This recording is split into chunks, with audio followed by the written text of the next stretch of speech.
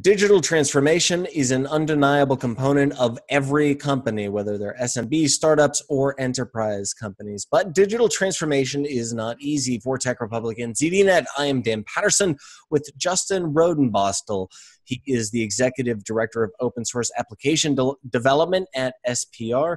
Justin, thank you for your time today. I wonder if we could start by first defining what digital transformation is to most companies. Every company is unique and has their own path. But when we talk about digital transformation, what exactly are we talking about? Sure, and you're right. It is loaded. It's a loaded term that a lot of people use to mean a lot of different things. The way that we like to think of it is it's kind of a call to action for modernization, specifically using new technology that's recently been introduced to uncover, capture, protect previously unrealized market share. The popular examples that you think of is like Netflix, where they pivoted from DVD delivery to a streaming service, right? Like that's an example of a super effective transformation. So what are some of the roadblocks or challenges that companies could experience while they're undergoing a similar type of pivot? Honestly, I think that the number one roadblock, like the number one hindrance is companies that don't take on the initiative to start with, right? I think that also comes with a lack of preparation. So part of this transformation implies that your organization is already doing a fair amount of research and development, that your organization already has a relatively mature delivery team that's capable of acting on the research and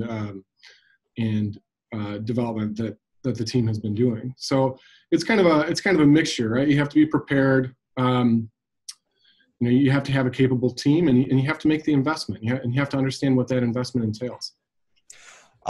Massive technology companies like Apple and Amazon have learned to move quickly by creating small teams. Amazon has the 2 pizza rule, that a team cannot be larger than what it takes 2 pizzas to consume. How can you get even a massive enterprise company, let alone a startup, to behave in a way that they are all on the same team and small teams interoperate with larger teams? That's a good question. I think that it goes back to modern delivery methodology.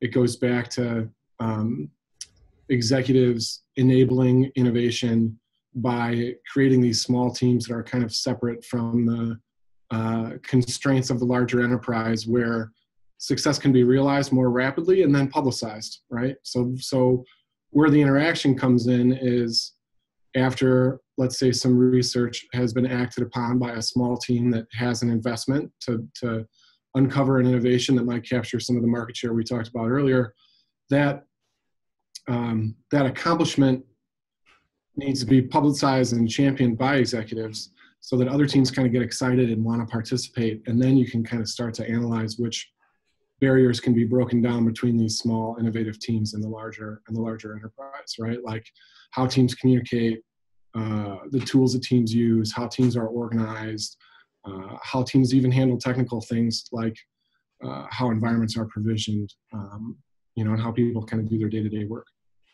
I loved your example a moment ago of Netflix's pivot from the queue to streaming. It almost goes without saying, but I want to make sure that we kind of hammer on some of these points. What are some of the advantages to undergoing a digital transformation? Well, in Netflix's case, if you think of how the way that infrastructure is managed, the way that streaming media technology works, the way that available bandwidth became, all these things kind of enabling and also the awareness of like the streaming media markets and enabled Netflix to seize on this opportunity.